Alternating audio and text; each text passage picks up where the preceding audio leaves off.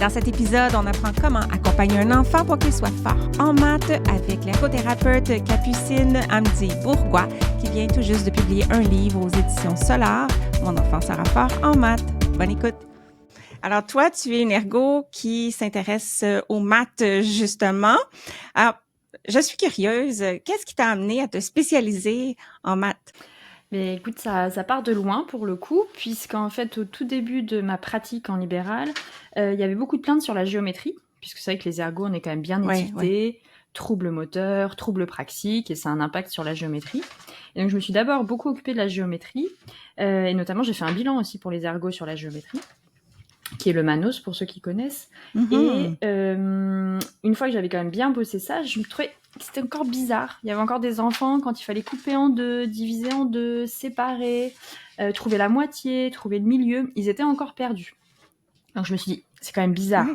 S'il n'y a pas de trouble moteur et si on est encore en difficulté là-dessus, bon, c'est bizarre. Ouais. Donc j'ai commencé un petit peu à creuser sur les maths, qui est un vaste sujet pour le coup. Oui. J'ai commencé à me former. Et puis là, je me suis rendu compte qu'en fait, quand on commence à creuser un petit peu chez nos patients certaines plaintes, parce qu'en France, on utilise beaucoup la MCRO, donc ils relèvent les activités problématiques en tout cas. Parce que c'est pas tous des ergos, nos auditeurs. La MCRO, c'est quoi? Un outil intéressant. Alors la MCRO, c'est un outil en fait qui sert à recueillir les activités problématiques chez nos patients en ergothérapie. C'est surtout utilisé en ergothérapie pour le coup. Et qui vient de chez vous, je crois, mais comme tout presque en ergo. Oui, le C vient du Canada, modèle canadien. Oui. Voilà. Et donc justement, quand on recueille en tout cas les plaintes de nos patients en ergo et qu'on creuse un peu sur les maths, rapidement arrivent des choses dans les loisirs comme compter les points en jeu de société, lire l'heure aussi. Moi, il y a certains enfants qui m'ont dit mais j'ai de l'argent de poche, mais je sais pas compter combien j'ai d'argent dans ma tirelire. Comment je peux gérer mon budget, est-ce que je peux dépenser, est-ce que j'ai assez pour dépenser. Donc voilà, tout ça c'était des petites choses en fait au quotidien qui font appel aux maths pour le coup.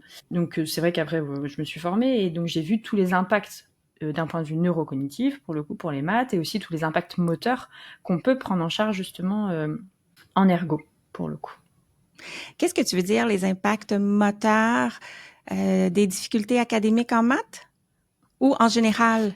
Alors, de toute façon, on sait que tout est très lié, donc notamment dans le développement de la petite enfance. Ouais. Mais il y a en effet, en tout cas dans le développement de base, on va dire, il y a beaucoup de liens entre les maths et le moteur. Enfin, moi, j'en vois en tout cas deux grands, si tu veux que je développe ça. Absolument.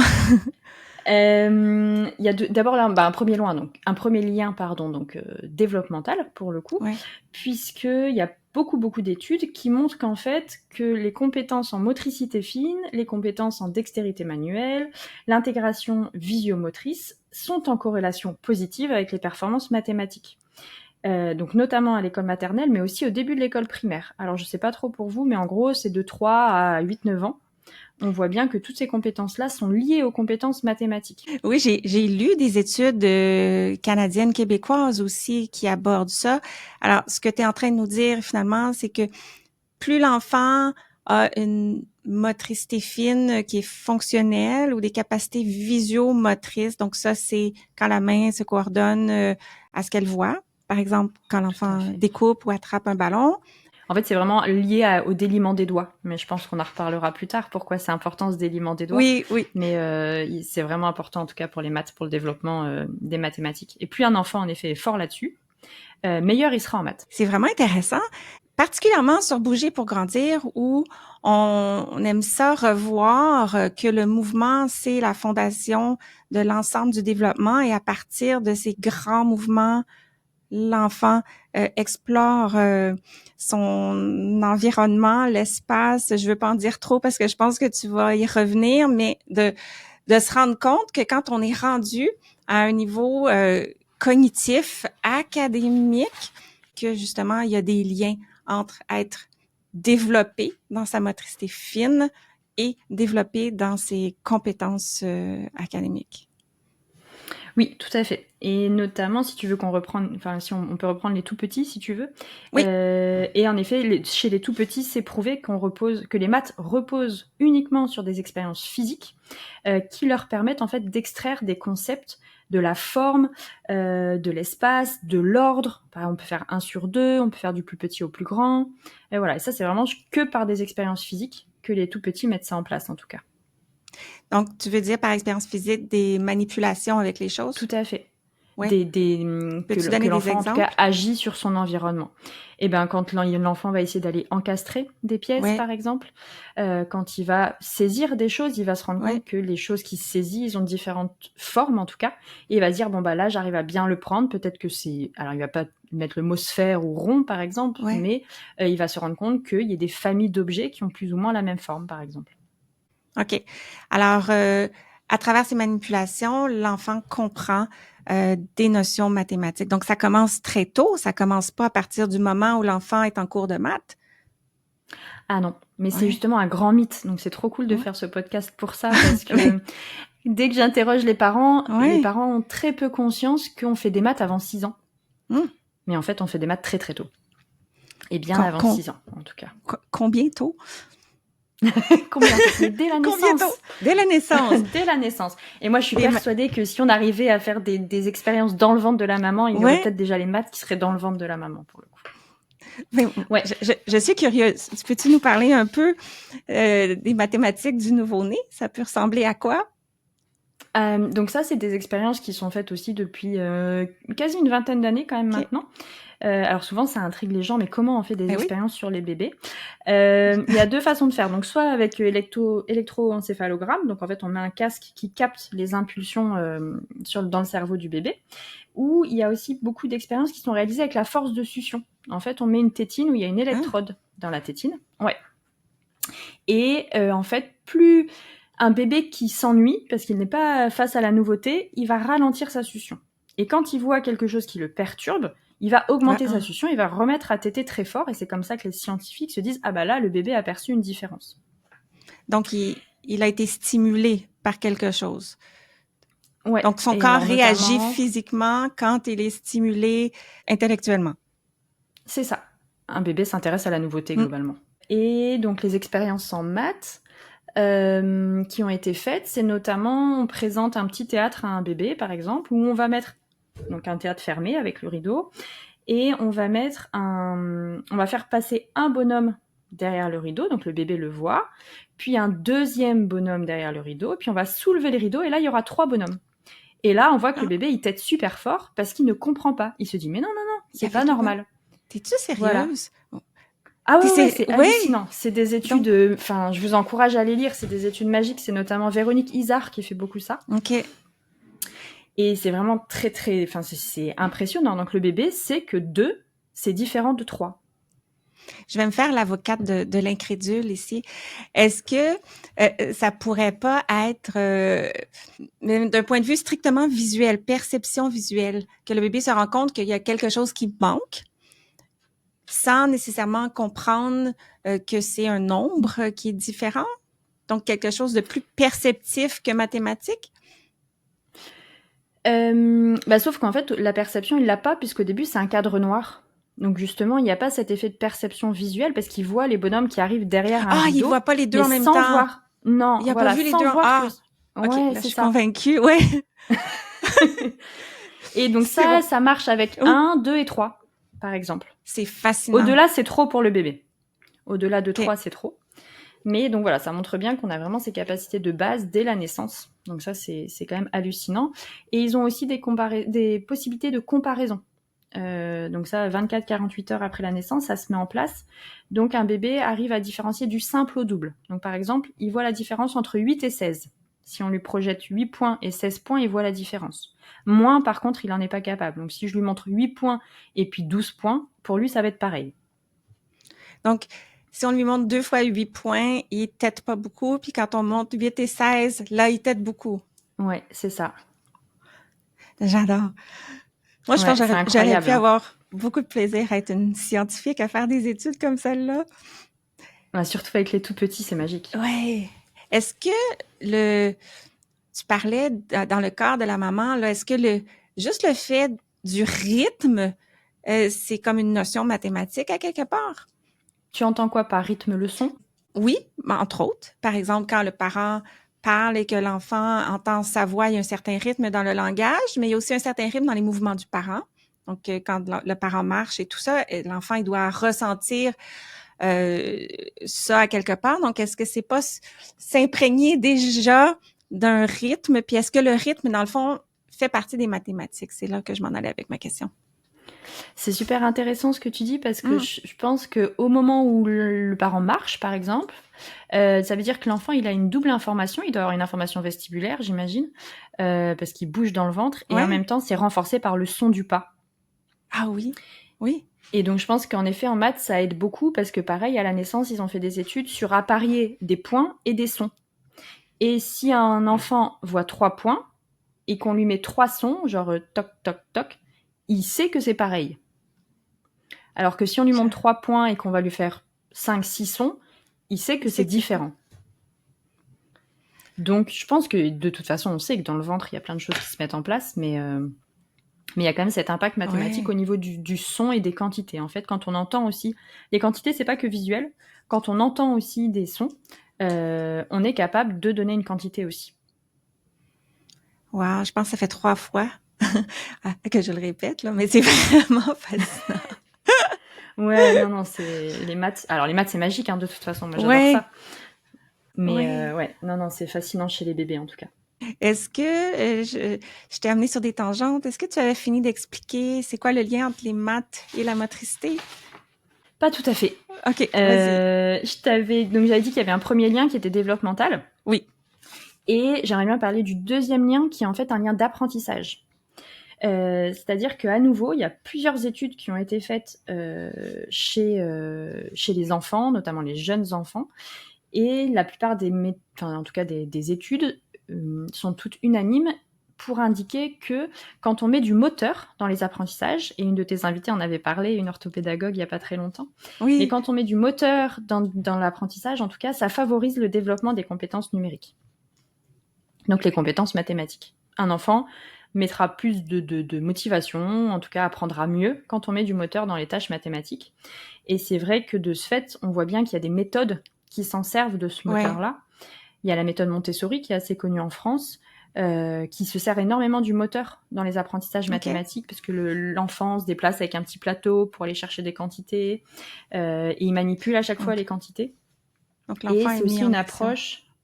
Oui, toujours avec Montessori, et notamment en maths. Et puis, vraiment, Montessori, par exemple, additionner, moi, j'aime beaucoup, c'est... Elle fait vraiment le geste, elle prend les deux plateaux et c'est on met ensemble. Voilà, il y a même dans l'addition, voilà, c'est ce geste de mettre ensemble deux quantités. Et donc, ça permet vraiment aussi à l'enfant, pour le coup, de mettre du sens sur ce que c'est une addition, en l'occurrence. Et la deuxième approche aussi qui a bien compris ça, c'est la méthode de Singapour, qui a été très à la mode l'année dernière en France, puisqu'il y a un ministre qui en a parlé, pour le coup, un ministre de l'Éducation nationale. L'approche Singapour au Canada, au Québec, en tout cas moi, c'est pas quelque chose que j'avais entendu parler du tout jusqu'à temps que je lise la couverture de ton livre. Donc, est-ce que tu peux nous la présenter un petit peu? Oui, je peux Après, je pense qu'il n'y a pas de méthode magique en maths, sinon ça se saurait. Mais la méthode Singapour est très à la mode, puisqu'en fait, dans les classements Teams, donc c'est les classements PISA, c'est les classements mondiaux, sur en gros quels sont les meilleurs écoliers, et notamment en maths pour ce qui va nous intéresser ici. Et la méthode de Singapour, et donc le pays Singapour, est toujours en tête de tous ces classements. OK. Et donc, en France, on s'est dit, si ça marche, ce serait vachement cool de l'utiliser en France. Forcément. Mais oui. Cette méthode-là, en fait, elle utilise la méthode CPA, qui est Concrete, Pictorial et Abstract, qui est en fait donc une approche concrète. Donc, on part du concret. Après, on vient mettre des images sur ce concret. Et après, on peut, en tout cas, passer par de l'abstraction. Donc ça, c'est vraiment... la base, en tout cas, de la méthode de Singapour. Et donc, on voit, tu vois, encore une fois, on parle du concret, c'est-à-dire qu'on part de la manipulation pour aller chercher des notions mathématiques. Et c'est vraiment une approche asiatique, hein, puisque Singapour est en Asie. Et les Asiatiques, on fait des maths, mais pour résoudre des problèmes du quotidien. On fait pas du tout des maths pour réfléchir à outrance ou pour essayer d'imaginer des milliards d'équations qu'on pourra jamais résoudre. OK. C'est vraiment du quotidien. Et donc, c'est vraiment une autre approche par rapport à la méthode française, pour le coup. Et un autre truc que moi j'aime bien, bon, truc c'est peut-être pas terrible, mais un autre point que j'aime bien dans la méthode Singapour, c'est ils ont plusieurs principes qui leur tiennent à cœur, et moi un que j'aime bien, en tout cas, c'est l'attitude face aux mathématiques. C'est-à-dire que pour eux, les enfants, quand ils font des maths, ils doivent être dans le plaisir, ils doivent être dans la confiance et ils doivent être dans la persévérance. Et donc ça, c'est quand même chouette de se dire, on peut avoir du plaisir en maths. Et c'est un des points de vue de la méthode, alors qu'on sait que c'est vrai qu'en France, par exemple, il y a beaucoup d'anxiété qui est liée aux mathématiques. Oui. Mais c'est tellement ergothérapie aussi. Il faut avoir du plaisir pendant qu'on fait l'activité. La rendre significative fait qu'on s'investit davantage et on voit la pertinence aussi. Ça aussi, j'aime ça, que ça soit en lien avec le quotidien, parce que d'apprendre une opération mathématique sans voir, par exemple, des additions, sans voir le lien avec est-ce que je vais avoir plus ou moins de biscuits ou de bonbons dans la vraie vie, c'est vrai que c'est moins fort là, pour la motivation intrinsèque. Ah, mais c'est sûr. Ouais. Enfin, quand on voit qu'ils veulent résoudre les problèmes du quotidien, oui, c'est notre boulot aussi d'ergo. ça, c'est sûr. Puis C'est est-ce que clair. c'est le fait que c'est ludique et visuel qui mène à la confiance et la persévérance, ou le fait que c'est plus accessible? Je pense que quand c'est facile, ça devient plus accessible, on devient confiant. Je sais pas si c'est OK. vraiment facile. Et on sait, de toute façon, dans toutes les études aussi maintenant, qu'il faut aussi tirer les enfants vers le haut, que si on leur donne trop du facile, c'est des enfants qui vont aussi se désintéresser. Et justement, la persévérance, c'est aussi ce plaisir d'aller chercher la réponse, de pas trouver tout de suite, mais de se dire, je vais finir par trouver, et de prendre du plaisir à chercher, en fait. C'est ça aussi Singapour, c'est qu'ils rendent vraiment l'enfant acteur, grâce, donc encore une fois, à leur manipulation, entre autres, il va finir par trouver. Et dans la méthode de Singapour, notamment, ce qui est super intéressant, c'est que souvent, ils montrent plusieurs méthodes, plusieurs techniques pour résoudre des choses. Et à la fin, ils disent à l'enfant, choisis la technique que tu préfères. Ah, ça, j'aime ça. Ouais, ça, c'est cool. Enfin, moi, je trouve que c'est cool. Ça, c'est cool parce que ça arrive, moi, c'est arrivé à mes enfants ou à certains de mes clients aussi, où le motif de consultation se relie aux mathématiques et on est dans l'enseignant veut que l'enfant le fasse d'une certaine méthode, mais lui, il le fait d'une autre, donc ça marche pas, mais il comprend pas la méthode de l'enseignant parce que c'est plus long, c'est plus compliqué, alors que pour lui, c'est plus logique en tout cas. Et je trouve que de donner le contrôle à l'enfant pour l'accomplissement de l'objectif qui est de résoudre, qui est pas de maîtriser une procédure mathématique en soi, ça fait bien du sens. Ah oui, c'est sûr. On manipule, donc c'est concret.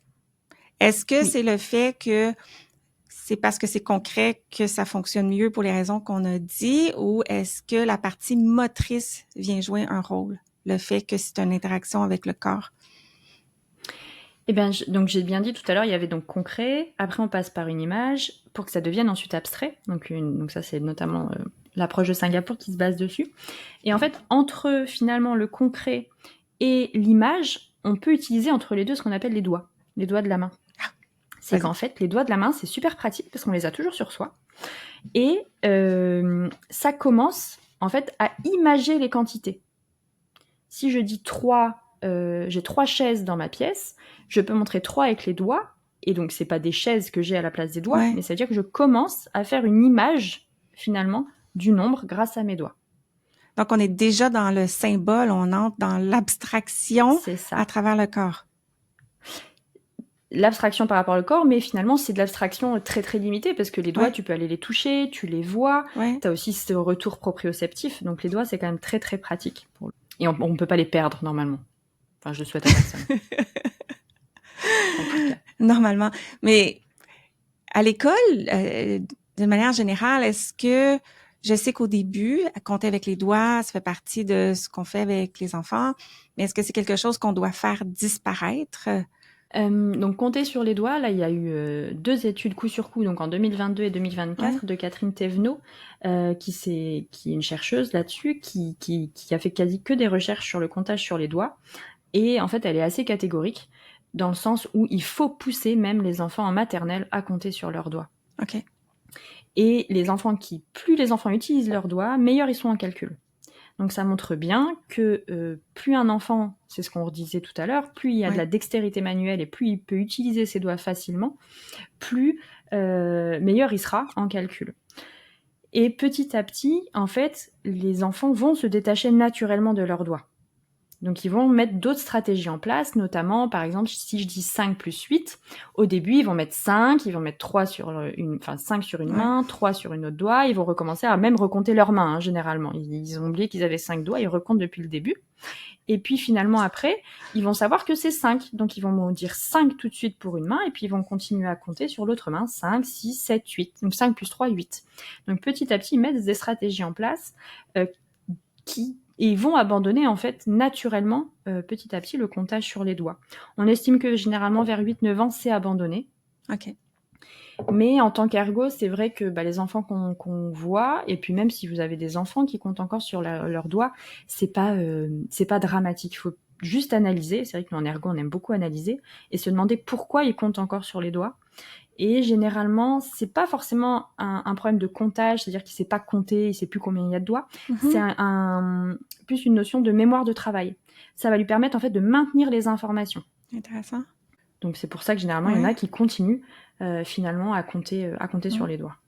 Ce qu'on a vu passer, en tout cas moi, sur les réseaux sociaux, je ne sais pas si c'est un lien avec l'approche Singapour ou autre, mais on voit des enfants asiatiques qui font des calculs très, très avancés avec toutes sortes de manipulations des doigts.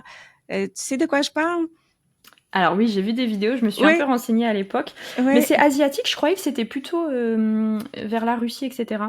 Ah, peut-être. Peut-être c'est ma mémoire. Je suis influencée parce que tu as parlé d'Asie tantôt. Mais on parle de la même chose. En fait, hein?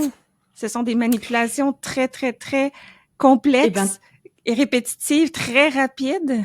Mais justement, l'exemple est parfait parce que typiquement, ces enfants-là, en fait, ils associent les opérations qui défilent en faisant ce qu'on appelle des compléments à 10 et leurs doigts ne servent qu'à maintenir les dizaines. Donc là, pour ces enfants-là, c'est vraiment que du maintien d'informations. Donc c'est ça la mémoire de travail que tu disais. Ouais. Ils maintiennent sur leurs doigts le nombre de dizaines, en fait. Ah non, mais c'est ça, c'est parce que il y avait un boulier aussi.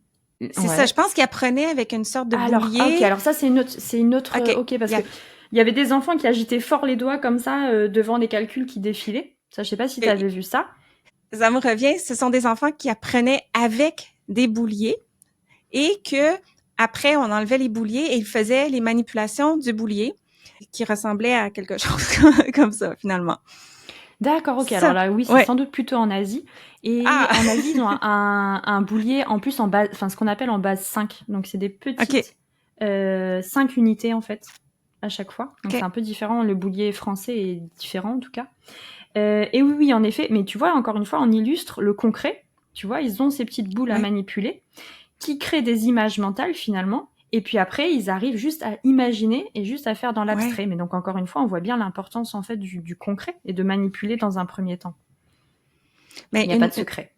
Une manipulation mentale, c'est à l'origine une manipulation physique. Donc, quand je fais la rotation d'un objet dans ma main, un jour, je peux faire la rotation de l'objet dans ma tête, dans un exercice de géométrie ou quelque chose comme ça. Fait que c'est le fun. C'est ça, ce sont des liens qui sont très présents. Est-ce que un enfant qui est meilleur en motricité fine physiquement là, pour manipuler quand il fait les exercices puis les activités concrètes, c'est sa force en motricité fine qui l'accompagne ou c'est juste une corrélation qui fait que parce que il est bon en motricité fine, il est peut-être fondamentalement plus évolué dans son développement, donc il est meilleur aussi en mathématiques. Je sais pas si tu m'as suivi dans ce raisonnement-là. C'est la grosse question des études en ce moment. Encore là, je relisais une étude là qui vient de sortir et en fait, ils ont vraiment du mal à savoir si c'est parce que cet enfant justement est bon partout, donc il est bon en maths, Ouais. ou si vraiment cette corrélation Alors, par contre, il y a une petite nuance, ils arrivent quand même à différencier motricité fine et motricité globale. OK. Et donc, la motricité globale est moins liée aux performances mathématiques que la motricité fine, par exemple. Ça, Mais, ils ont réussi à le prouver.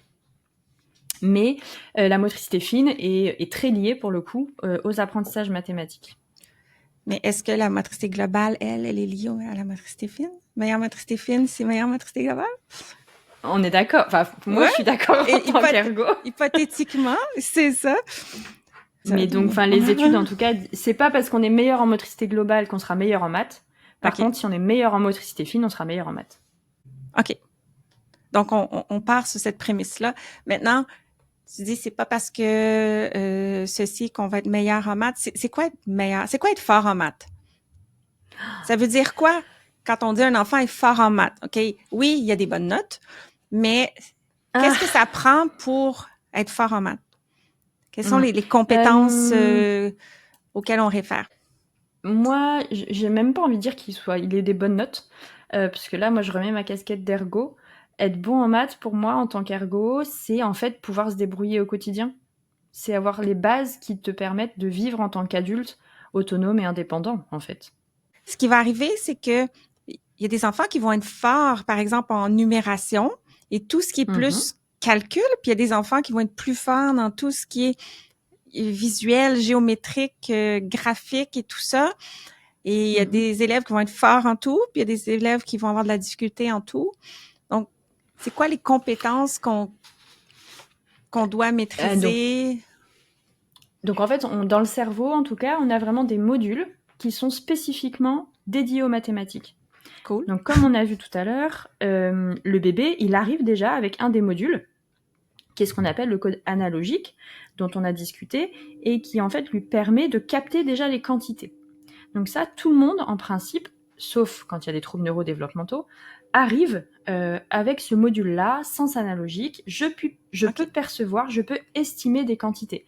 Et c'est même quelque chose d'assez animal parce que, enfin, c'est prouvé, les animaux ont cette capacité. Quand il y a beaucoup qui arrivent, je fuis. Si j'ai un ennemi qui arrive où il n'est pas beaucoup, peut-être je peux aller me battre, j'ai peut-être une chance de m'en sortir. Donc ça, c'est vraiment le sens analogique, c'est cette notion de quantité du nombre. Et donc qui est présent dès la naissance chez les bébés. Ensuite, dans un second temps, va venir se greffer le sens auditivo-verbal. Donc là, c'est le langage. À nouveau, on a montré que le module langage, il est très spécifique aux maths.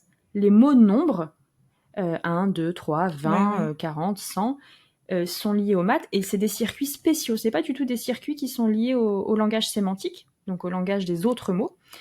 Ils ont leur propre circuit des mots nombres, et donc ça se construit dès qu'on commence à parler à l'enfant. Et dans notre quotidien, c'est vrai qu'on a tendance à discuter, des nombres en fait avec l'enfant. Oui.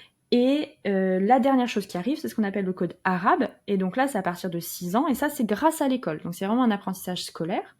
Et le code arabe, c'est pouvoir comprendre qu'en fait, dans notre système de numération à peu près international, on a des unités. Quand on a 10 unités, ça fait une dizaine. Et quand on a 10 dizaines, ça fait une centaine, etc. Donc ça, c'est vraiment les 3 compétences numériques de base du nombre. Et en fait, après, c'est pour ça que les maths, c'est aussi très complexe, c'est que viennent se greffer à ces compétences de base des compétences, donc tu disais de logique, par exemple. Donc la logique, c'est en fait du raisonnement. Et donc le raisonnement est permis, par exemple, grâce aux fonctions exécutives. Donc on a vraiment besoin des fonctions exécutives aussi pour faire des maths, notamment de la résolution de problèmes. On a aussi besoin des mémoires. Les mémoires de travail, on en parlait, pour maintenir les informations, parce que quand je suis en train de faire, 13 moins 7, si je recule de 7, il ne faut pas que j'oublie que je dois m'arrêter à 13, par exemple. Et il faut pouvoir avoir les mémoires à long terme, c'est-à-dire pour se rappeler ce que c'est un plus, pour se rappeler ce que c'est un moins, comment je vais aller poser une multiplication, comment je vais aller poser une division. Tout ça, on a besoin de s'en rappeler. On a besoin du langage écrit, on a besoin aussi du moteur, c'est quand même mieux, de la vision, pour voir ce qu'on est en train de faire en maths. Donc en fait, voilà, tout ça, c'est des compétences un petit peu de base, on va dire, en mathématiques. Et après viennent se greffer à ces compétences de base des compétences un petit peu plus scolaires, on va dire. et plus académique. Il y a la flexibilité cognitive aussi dans les fonctions exécutives, comme tu disais, hein? Oui. Je pense que quand 10 unités deviennent une dizaine, faut être capable d'avoir la flexibilité mentale de comprendre que c'est la même chose. Ça, c'est c'est ce qu'on appelle l'apprentissage de la base 10. Et ça, c'est vraiment un verrou, un iceberg à la face cachée. Mais il y a énormément d'enfants, notamment qui viennent nous consulter, qui ont des grosses difficultés sur cette base 10, mais bien souvent parce qu'ils n'ont pas assez manipulé, en fait. Bon point. Puis, en tant qu'ergothérapeute, moi, j'ai travaillé beaucoup au niveau académique, plus avec les jeunes avec les troubles du neurodéveloppement. Et en maths, cette histoire de base 10-là, c'est souvent quelque chose qu'on doit revoir. Oui. Et puis, c'est vachement intéressant pour nous en tant qu'ergo, parce que à quoi elle nous sert la base 10, en fait, au quotidien? Elle nous sert à la monnaie. Et que si j'ai pas la base 10, aller compter mes petits centimes et aller rendre la monnaie sur mes petits centimes ou vérifier qu'on m'a bien rendu la monnaie, c'est compliqué. Mais ça va devenir de plus en plus difficile parce que maintenant, on a des cartes de plastique plus que de la monnaie. On a les cartes plastiques et je peux même faire mettre un autre lien. On a les horloges numériques aussi. Oui. Et avec les horloges numériques, on voit plus ce temps qui passe et ça, c'est dramatique aussi, je trouve. Oui. OK, alors... Tout n'est pas bon dans la technologie. Alors, est-ce que tu aurais envie de nous donner des exemples d'idées d'activités concrètes? Peut-être qu'on pourrait y aller par âge. Lorsque on souhaite stimuler notre enfant, notre patient, notre élève, dans le fond, en crèche, en petite enfance aussi, donc des activités qui sont liées avec les besoins du quotidien, qui sont pas dans le vide et qui pourraient nous inspirer pour mieux comprendre, l'approche Singapour, mais aussi pour accompagner nos tout petits puis nos plus grands. Je pense que tes premières choses, c'est ne pas avoir peur de parler maths.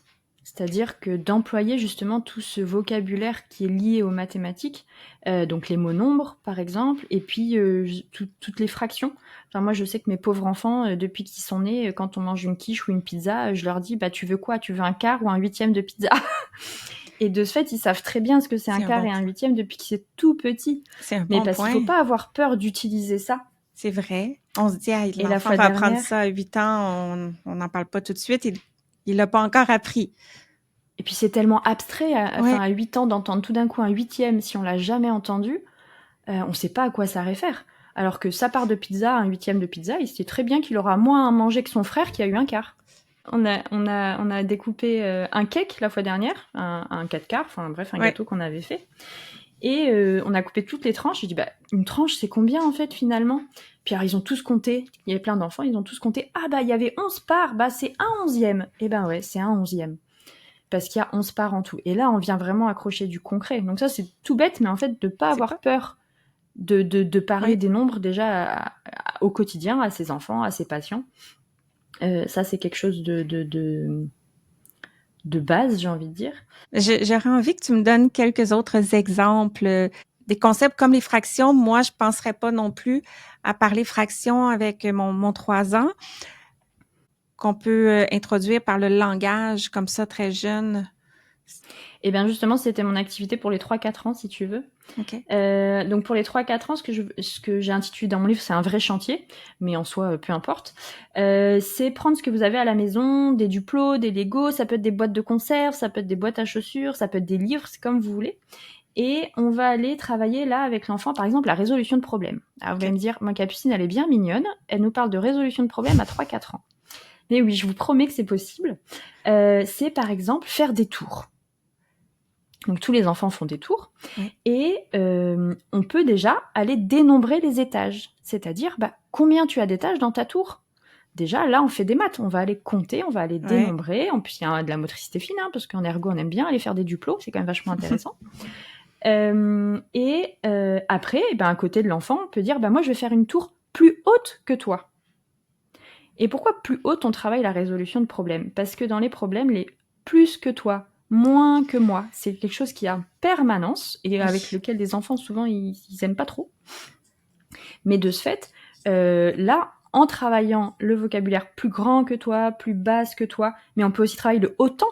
Est-ce que je peux avoir une tour d'autant d'étages que toi? Et le autant, souvent, il aime pas trop non plus, mais ça veut dire pareil, en fait, c'est la même hauteur. Donc là, juste avec des duplos, on va pouvoir aller faire de la résolution de problèmes.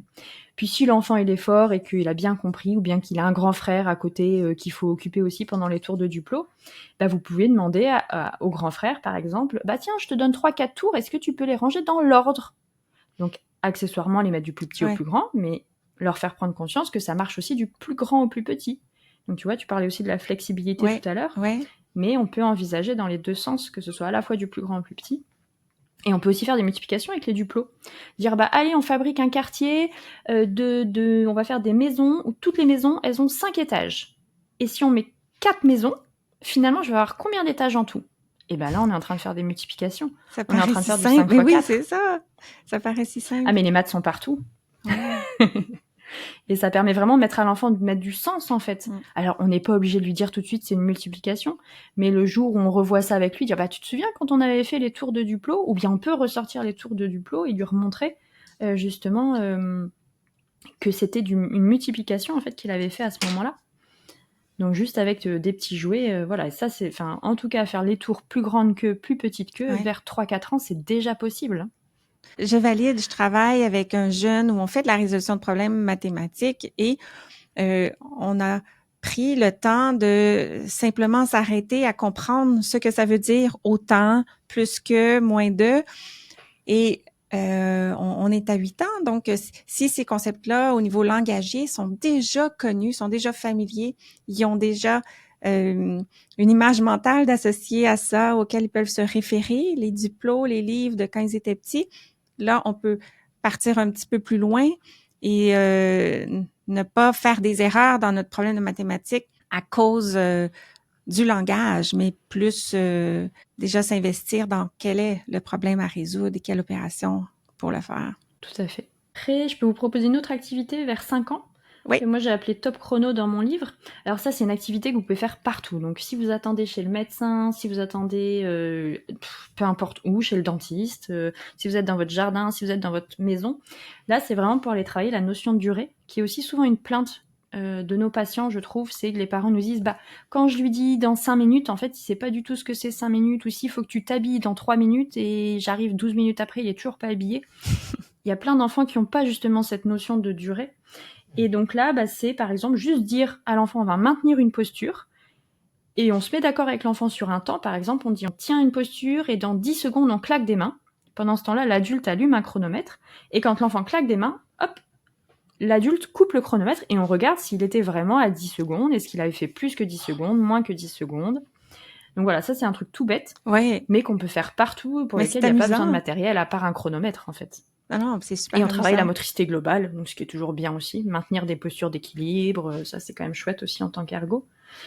Vers 5 ans, on peut faire 10 secondes, on peut faire 20 secondes. Après, si vous voulez faire plus, faire 1 minute, 2 minutes, il faudra attendre que l'enfant ait un petit peu grandi pour le coup et qu'il passe plutôt à quand même 7-8 ans. Mais après, c'est possible aussi chez les grands. Après, on peut parler aussi à 6 ans. Ça, c'est aussi un petit tip que j'ai envie de donner aux parents, une petite astuce pour lequel moi je suis assez convaincue, c'est de donner de l'argent de poche. Alors, c'est pas, on ne demande pas de donner des millions à nos enfants, au contraire. Mais même si, après, ça mettez-vous d'accord avec l'enfant. Est-ce que c'est quelques centimes pour un service rendu? Est-ce que c'est tous les dimanches? Est-ce que c'est tous les lundis? On lui donne 5 centimes. Puisque, en effet, dans notre monde actuel, on paye énormément en carte bleue, mais d'avoir en fait de l'argent de poche, ça permet à l'enfant d'aller manipuler cette monnaie. Et puis vous, en tant qu'adulte, de ce fait, de temps en temps, au lieu de donner 5 centimes, comme par hasard, vous donnez que 4, mais vous n'avez pas vu que vous avez donné que 4. Et là, l'enfant, peut-être qu'il va aller compter, dire « Maman, là, tu m'as donné que 4, mais tu m'avais dit que tu me donnerais 5 centimes. Ah oui, pardon, j'ai oublié. » Et donc là, on va aller compléter, mais en fait, ça pousse l'enfant à aller compter, à aller vérifier qu'on lui a donné. Et puis parfois, moi, ça m'arrive souvent dans mon porte-monnaie que j'ai plus de monnaie. Alors je demande à mes enfants d'aller faire les échanges. Ah, j'ai un billet de 5 €, qu'est-ce que tu peux... T'as pas un truc dans ton portefeuille pour que je puisse avoir plus de pièces? J'en ai besoin pour le café, ou j'en sais rien. Et donc là, on va aller faire des échanges. Et ça, c'est vraiment possible dès 6 ans, en fait. Ça doit être difficile au début de dire, ben là, je reçois une monnaie contre les 10 que je te donne. Il a l'impression qu'il y en a moins. Il faut qu'il saisisse que la valeur est plus élevée. C'est magnifique. Tout à fait. Ouais, Ah mais ça, au début, en effet, t'as raison, c'est très drôle. Ils sont ouais. persuadés que le billet, ça vaut vachement moins que toutes les pièces. C'est ça? Oui. Ouais, mais c'est justement, c'est en travaillant, en fait, Ouais. vraiment dans du quotidien, enfin voilà, cet argent de poche. Puis après, ils vont avoir de fait une appétence pour aller lire les étiquettes des prix et se dire, bah, est-ce que là, avec ce que j'ai dans mon portefeuille ou dans mon porte-monnaie, je peux acheter ça? Ah bah non, j'ai pas assez. Et donc, ça permet en fait aussi de créer une motivation grâce à l'argent de poche. Donc, on n'a pas besoin d'attendre que l'enfant soit rendu à un niveau scolaire dans lequel il verrait ces notions-là. On peut initier ça en fonction de l'âge ou quand on sent l'enfant prêt. Tout à fait. Ouais. Ouais, moi je pense que je sais pas après chez vous, mais je sais pas trop sur quoi sont basés les programmes scolaires, mais j'ai pas toujours l'impression que ça respecte tout à fait le développement de l'enfant. Et notamment quelque chose moi qui me fait assez rire en France, c'est que on voit les traçages à la règle. On voit par exemple il faut tracer un trait de 5,2 cm et on dit aux enfants bah c'est 5 et 2 petits bâtons derrière. On dit ça en France aux enfants parce qu'en fait quand on leur montre ça, ils ont pas encore vu les nombres décimaux. Et ça, je trouve que bah, c'est dommage, en fait. On pourrait en profiter pour voir les nombres décimaux. Tout à fait. Quand tu dis que on tient pas compte du développement, dans le fond, c'est qu'on tient pas compte que l'enfant serait peut-être capable de comprendre davantage ou de retenir des mots, faire des associations entre les notions et les mots. Donc, on attend trop tard, c'est ça que je comprends? C'est compliqué, hein. Après, je pense que l'éducation nationale fait ce qu'il peut, mais il y a une autre chose intéressante que j'ai lue il y a pas très longtemps sur l'intuition mathématique. Et chez les jeunes enfants, donc 6-7 ans, en fait, ils savent ce que c'est une multiplication. Ils ont l'intuition de ce que c'est la multiplication. Et ça, je trouve que c'est dingue aussi, alors que les multiplications, nous, en France, c'est pas avant 8 ans. Mais ils ont une espèce d'intuition mathématique, donc une conception de ce que c'est la multiplication. Et comment ils déduisent ça? Les études ou les enfants? Ouais, les études. Bon, ça a été testé sur ces enfants-là, en fait, où ils présentent des problèmes multiplicatifs. Donc avec le mot fois, etc. Et ça pose aucun problème aux enfants. Ils arrivent à les faire. Alors, des problèmes toujours très concrets, parce qu'ils font appel justement à l'intuition mathématique. Ouais. Et l'intuition mathématique, c'est une intuition que tu élabores grâce, encore une fois, aux manipulations que tu as pu faire dans ton quotidien. Donc, c'est comme si les enfants font naturellement des multiplications sans avoir appris formellement des tables de multiplication. C'est ça? Tout à fait. Ouais, tout à fait. Ils savent ce que c'est. Ils comprennent ce que c'est. Ils mettent du sens. Mais pareil, on voit un écart. Enfin, je sais pas toi dans tes patients, mais nous, on voit souvent un écart. Il y a deux différences. Soit, en fait, un enfant arrive, il sait très bien faire. Il a compris ce que c'était une multiplication. Donc, il sait que 4 fois 5, c'est 4 paquets de 5 bonbons, par exemple. Il va pouvoir m'expliquer, mais il connaît pas ces tables. Mais finalement, il va pouvoir retrouver ces tables puisqu'il sait ce que c'est une multiplication. Ouais. Et à l'inverse, j'en ai d'autres qui connaissent les tables sur le bout des doigts. Mais si je leur demande, c'est quoi 3 fois 4 ? Il n'y a plus personne. Et ils n'ont pas du tout, justement, mis de sens sur ce que c'était la multiplication. Intéressant. Je suis en train de voir des possibilités avec certains de mes clients. Poursuis avec on a fait 5-6 ans? 6-7 ans? Ouais. Avais-tu d'autres idées? Donc 6 ans, on avait parlé de l'argent de poche. Et 7 ans, c'est bien, on rebondit avec la règle. Je parlais un petit peu de la règle tout à l'heure, mais en fait, il faut pas hésiter aussi, donner une règle et une équerre à l'enfant dès 7 ans. On lui explique qu'en fait, une équerre, ça sert donc à mesurer l'angle droit. Et en fait, un angle droit, c'est notamment pour que les murs ils tiennent debout. C'est pour que les forces s'opposent, en fait. Et puis on leur donne, et puis on dit... alors ça, c'est quand même super pratique à la maison quand nous, on a envie de faire quelque chose, parce qu'on a plein de trucs toujours en tant qu'adulte à faire à la maison et qu'il faut occuper les enfants. On leur donne une règle, on leur donne une équerre, et on lui dit, bah écoute, va me trouver 5 objets plus petits que 10 cm. Va me trouver 10 objets plus grands que 20 cm. Et puis, s'il te plaît, vérifie quand même bien que les carrelages de la cuisine ont été bien posés et qu'il y a des angles droits dans notre cuisine. Et là, vous êtes tranquille pour un quart d'heure. Donc, ce sont des idées que moi, je peux voir sont amusantes, qui dépendent pas de la tablette, des écrans. Pour s'occuper, et l'enfant, je pense qu'il peut passer de longues minutes à faire ça. Est-ce que la règle, c'est pas intéressant aussi à l'introduire simplement pour dessiner droit, un petit peu plus jeune, même avant d'introduire les mesures sur la règle, de l'utiliser. Mais tu vois, c'est drôle parce qu'en Ouais. fait, je pense que tu as encore un a priori sur le fait que un enfant de 3-4 ans pourrait pas compter et reconnaître les nombres, par exemple. Mais en fait, si.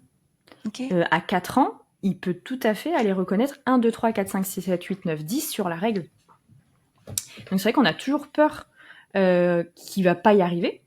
Et puis en fait, des fois, sorti du contexte, même si tu as l'impression qu'il a pas, bah, tu peux lui montrer, lui dire, bah tu vois, là c'est 1, 2, 3, 4, 5, 6, 7, 8, 9, 10, et ça sert à mesurer, c'est-à-dire que mesurer, c'est savoir combien est grand un objet. Ouais. Des fois, il faut pas forcément aller sortir le c'est vrai. dictionnaire. Mais après, pour dessiner, si, on peut tout à fait s'en servir pour dessiner, c'est juste en effet les traits droits. Et puis je fais le lien aussi avec la balance. C'est quelque chose que moi j'utilise aussi beaucoup au quotidien. Oui.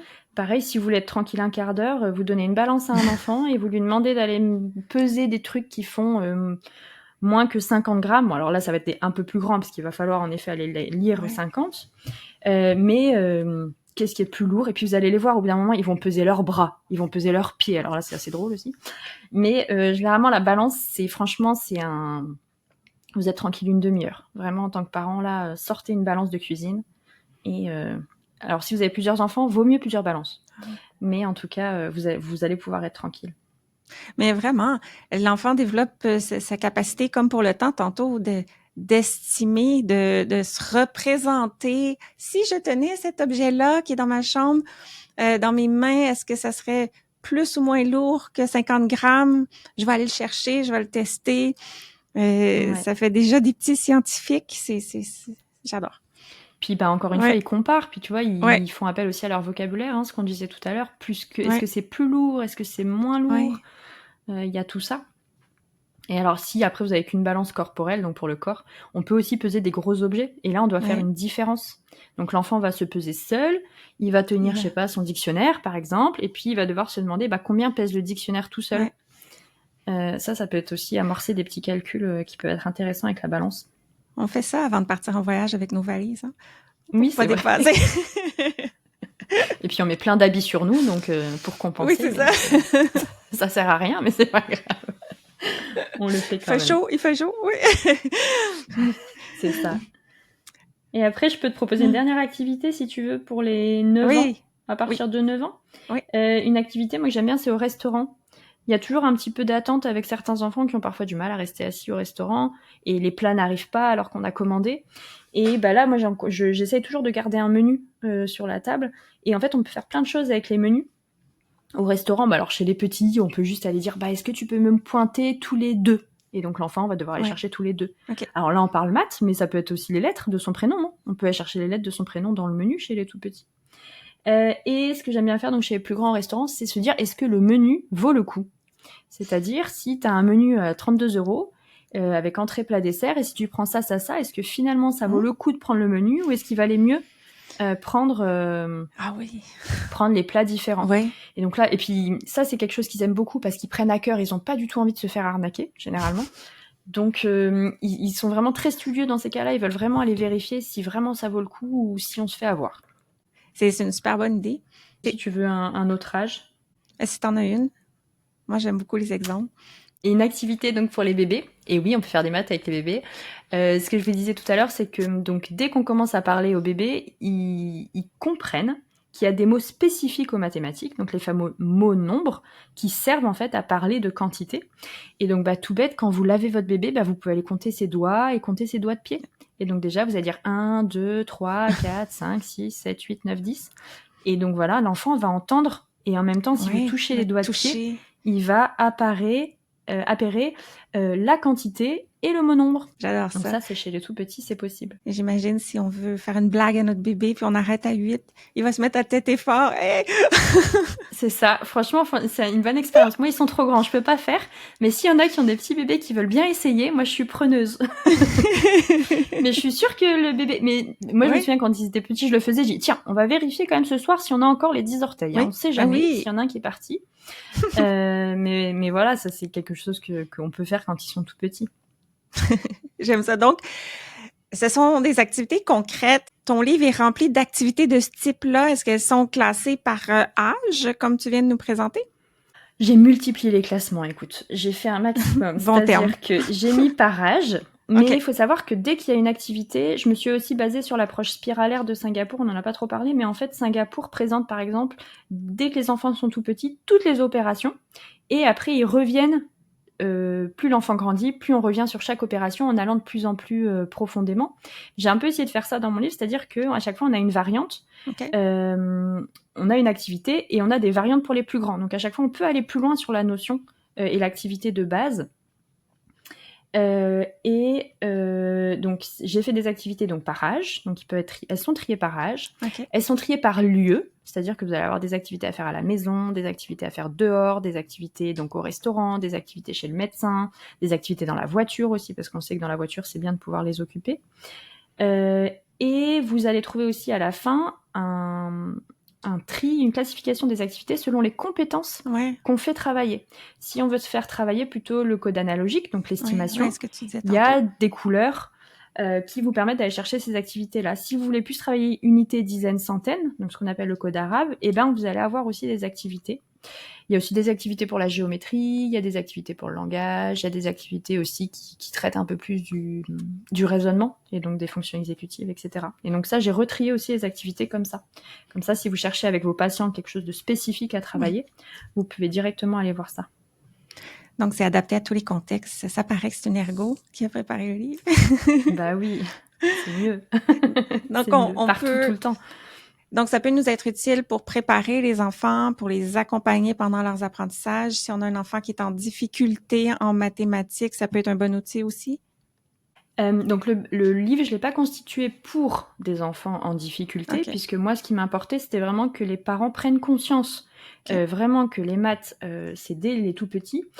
Mais d'une certaine manière, si vous faites des maths au quotidien, vous allez forcément aider votre enfant qui est en difficulté, parce que vous allez aller mettre du sens, en fait, sur les apprentissages. Et donc, si vous mettez du sens, s'il comprend ce qu'il fait, ça sera quand même plus facile pour lui, même s'il est en difficulté. Donc, ça limitera, en tout cas, ça limitera. Oui, puis ça peut amener aussi plus d'intérêt, de motivation et de désir de persévérer face à la difficulté si on fait des liens avec des choses qui font du sens. Tout à fait. Ouais. Puis c'est prendre du plaisir, aller mettre la table parce qu'il y a papy et mamie qui arrivent et qu'il faut qu'on compte combien de fourchettes il faut mettre. Bah, c'est d'autant plus motivant que, en fait, en classe, faire 6 plus 6. Absolument. Et question compliquée, je pense. Si on est à l'écoute et on a un enfant en difficulté en mathématiques, quand est-ce pertinent d'aller consulter un ergothérapeute versus un spécialiste de l'éducation ou des mathématiques? Au Québec, au Canada, on a les orthopédagogues qui sont les professionnels qu'on fréquente lorsqu'on a des difficultés académiques. Pourquoi ou quand serait pertinent d'aller voir un ergothérapeute à la place ou en plus? Je rajoute aussi qu'en France, dans notre contexte, on a les orthophonistes qui nous font aussi la rééducation des mathématiques. OK. Voilà. Donc déjà, nous en France, je vais dire qu'il faudra privilégier un orthophoniste dès qu'il y a des troubles du langage. Oui. Les ergothérapeutes sont pas du tout formés aux troubles du langage. Donc voilà, dès qu'il y a des soucis de langage, de toute façon, c'est une orthophoniste qu'il faut aller voir. Alors, tu m'arrêtes si je me trompe, parce que nous, les orthopédagogues en France, c'est pas encore reconnu. Même si j'ai déjà travaillé avec certaines orthopédagogues qui sont géniales. Mais j'ai l'impression que les orthopédagogues, elles viennent plus mettre une pédagogie, une méthodologie, en fait, d'apprentissage. Mais que parfois, dans les difficultés mathématiques, c'est au-delà de ça. On a certains enfants qui ne vont pas avoir, par exemple, cette fameuse estimation, qui ne sont pas capables d'avoir accès à la quantité du nombre. Et t'auras beau mettre des stratégies en place et de la méthodologie, en fait, ça sera pas suffisant pour ces enfants-là. Donc j'ai l'impression que quand il y a un trouble un peu plus important, en tout cas un vrai trouble, il faut aller voir, pour moi, un thérapeute. Et notamment aussi quand il y a des troubles moteurs. Je ne sais pas si les orthopédagogues travaillent vraiment la motricité. Non, on est d'accord. Donc voilà, pour le coup, quand il y a des troubles moteurs qui impactent les mathématiques, je pense que aller voir un ergothérapeute, c'est quand même la base pour le coup. OK. Pour spécifier, dans le fond, ça serait si l'enfant a de la difficulté physiquement, par exemple, à manipuler son compas et sa règle, ça va être difficile de progresser avec les mathématiques. Donc ça serait un exemple. ou Oui, et puis l'ergothérapeute. par exemple, Oui, à faire ce qu'on appelle les dissociations digitales. Donc par exemple, s'il n'est pas capable de faire 3 avec ses doigts parce qu'il oui, il a vraiment du mal en oui, motricité fine, oui. je pense que là, c'est bien d'aller voir un Mhm. ergothérapeute. Et puis s'il y a des troubles aussi de la perception spatiale, donc je disais que par exemple, nous, on n'était pas formés en tant qu'ergothérapeute au langage, mais à l'inverse, les orthophonistes sont pas forcément formés non plus à tout ce qui est Ouais. troubles neurovisuels. Et les troubles neurovisuels ont un énorme impact en maths, Mais en oui, fait, parce qu'il forcément. faut compter avec les yeux, il faut être précis avec nos mouvements des yeux. Tout à fait. Mais ça en revient à l'analyse de l'activité, l'analyse de la difficulté. Donc, situation de handicap dans les apprentissages scolaires, dont les mathématiques. Et là, les gens peuvent porter des hypothèses. Qu'est-ce qui est problématique? Qu'est-ce qui fait que l'enfant a une difficulté? Et parfois, dans certaines capacités, motrices, neurovisuelles, conceptuelles, langage autre, exécutive, là, il pourrait y avoir différents professionnels qui pourraient être Ouais, habilités à tout à travailler fait. avec l'enfant. Selon la cause, en effet, il faudra pas Mm. aller voir les mêmes personnes. Mais genre, Ouais, si vous êtes un parent qui nous écoute, je pense que c'est important aussi de vous faire confiance. C'est que si vous avez l'impression qu'en effet votre enfant a des difficultés en mathématiques, déjà en parler à l'enseignant, voir s'il corrobore vos faits. ouais, Parce ouais, qu'en fait, souvent, l'enseignant va pas en parler spontanément aux parents. C'est quelque chose qu'on remarque beaucoup en France. Et puis quand le parent vient lui dire, bah, j'ai remarqué que mon enfant, il n'arrive pas à compter, l'enseignant va dire, ah oui, oui, oui, j'ai aussi noté qu'il y avait des difficultés en maths. Et n'attendez pas qu'il ait 8-9 ans et qu'on ouais, arrive aux fractions en multiplication. Venez voir quelqu'un ouais, avant. plutôt, plutôt. Dès 5-6 ans, si vous pouvez aller consulter un professionnel parce que vous avez un doute, faites-le. Au pire, le professionnel vous dira non, tout va bien. C'est la seule chose Oui, que vous risquez. oui, au pire, on se fait rassurer, Et donc c'est pas mal finalement. tout simplement. Oui. Puis je vais ajouter dans les troubles du neurodéveloppement, comme tu as dit, par exemple, les élèves autistes ont souvent une façon différente d'aborder le monde, leur perception des choses, la, la globalité versus les détails et le langage aussi, la sémantique des mots, sans être un trouble de langage, la façon dont ils associent les concepts aux choses, aux objets, parfois c'est différent. Et si l'élève est autiste, euh, d'avoir un professionnel, par exemple, un ergothérapeute qui est formé du côté de l'autisme et de l'académique, qui était ce que moi je faisais, qui va, dans le fond, l'enfant n'a pas moins de potentiel en mathématiques ou en français. C'est juste que les méthodes d'enseignement ne lui sont pas aussi favorables à son mode de traitement de l'information. Alors, on Ouais. Et les traduit un peu ou mathématiques on et refait. l'autisme, c'est Ouais, vraiment une spécificité. Hein. ouais, Ils ont vraiment une exactement. manière particulière de traiter les maths. Ouais, Et c'est pas parce qu'un enfant autiste compte très loin, parce que ça j'en ai eu où les parents me ouais, disent mais si il compte ouais, très très loin, il compte jusqu'à 100, il adore les maths, mais qu'en fait il ne sait pas dénombrer par exemple parce ouais, que le trouble moteur l'empêche de ouais. dénombrer une quantité. Il peut compter mais il peut pas dénombrer, donc forcément dans le quotidien finalement de compter jusqu'à 100 ça a peu de valeur. Et avec ces jeunes-là, c'est là aussi qu'on va voir beaucoup de hétérogénéité dans les compétences, donc très fort en géométrie, par exemple, très faible en numération ou autre. Là. Ouais, tout à Donc, fait. il y a quelque chose à mieux comprendre, autre que de penser que l'enfant est juste meilleur dans un domaine et moins dans l'autre. C'est parce il y a des façons où il peut apprendre différemment. Et il risque d'avoir le même potentiel dans tous les domaines avec l'intervention. Et notamment, Mm. j'ai un Mm. exemple, si tu veux, pour l'autisme. On avait vraiment dû travailler longtemps là-dessus. C'est donc Ouais. un jeune qui avait quand même plutôt un bon potentiel, mais en fait, l'arrondi, c'était impossible pour lui. Parce que arrondir un nombre, Oui, bah, c'était plus le même nombre. oui. Et voilà, typiquement, c'était un TSA, et voilà, on a fini par y arriver. Mais ça a été compliqué. Moi aussi, j'en ai un exemple mignon dans un problème de mathématiques où je me souviens plus du contexte exactement, mais il y avait un magasin, il y avait des choses à vendre. Et la question dans le problème à résoudre, c'était, bon, il y a des clients qui viennent acheter certaines choses, combien il en reste à vendre dans le magasin. Et l'enfant disait, ben ma maison est à vendre. Et il n'y a pas de maison à vendre. Ce concept-là de à vendre était très associé à l'immobilier À sa pour maison. lui, justement. Et l'idée était tout simplement de l'aider à avoir de la flexibilité en lien avec la façon d'utiliser le langage pour décrire les choses. Alors ça, c'est très typique de ce qu'on retrouve dans l'autisme, mais c'est pas intuitif pour un intervenant je pense, de penser que le problème peut venir de là. Et là, on répéterait, ben non, ben il en reste combien en vente, combien en reste. Voyons, il faut comprendre, mais faut penser à poser la question, qu'est-ce que ça veut dire pour toi à vendre? Qu'est-ce que ça veut dire pour toi magasin? Qu'est-ce que ça veut dire pour toi? Donc, ça peut arriver que c'est dans la notion du langage. C'est parce que là, ça fait plus de sens, le problème. C'est ça. C'est ça. Ouais. Mais d'où l'importance du langage et de consulter aussi, quand il y a des troubles du langage. Exactement. Professionnel. Capucine, à part d'aller se procurer ton livre, as-tu d'autres conseils que tu pourrais partager pour les parents ou les intervenants qui nous écoutent sur les maths? Je pense qu'on peut faire des jeux de société avec ses enfants. Dans mon livre, vous en trouvez aussi. Tiens, d'ailleurs, j'ai fait une liste de parages des jeux de société qui sollicitent les maths. Je pense que ça, c'est quand même quelque chose de chouette à faire avec vos enfants. Tellement. Faut pas hésiter de partir de l'intérêt de votre enfant. Si votre enfant, il adore les petites voitures, on va aller compter les voitures, on va savoir combien il y a de voitures rouges plus les voitures bleues. Enfin, voilà, vraiment partir toujours de l'intérêt de l'enfant. Absolument. Je pense que ça, c'est important. Et sur les mathématiques, je pense qu'il est aussi important de se former ou de s'informer. Si on veut aider son enfant, de comprendre en fait ce que c'est les mathématiques, puisqu'il y a quand même cette face un peu invisible de l'iceberg, et que je pense qu'en maths, on pourrait faire quelques petites bêtises, notamment on pourrait vite être tenté, mais si, enfin, 5 et 5, ça fait 10, écoute, c'est comme ça. Et voilà, et quand on dit ça, il n'y a pas forcément de sens, en fait, derrière ce que c'est. Donc voilà, se former et s'informer, puisque on en avait parlé, mais donc on sait que les parents qui sont formés ou informés sont aussi efficaces, en fait, que les professionnels. Donc ça, c'est quand même une sacrée force.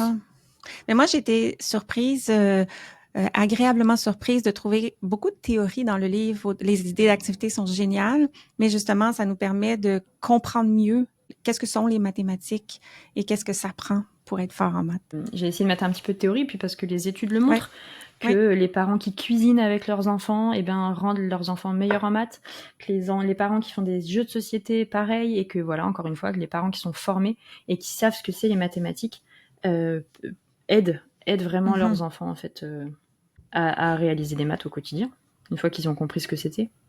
Bon point. Un mot de la fin?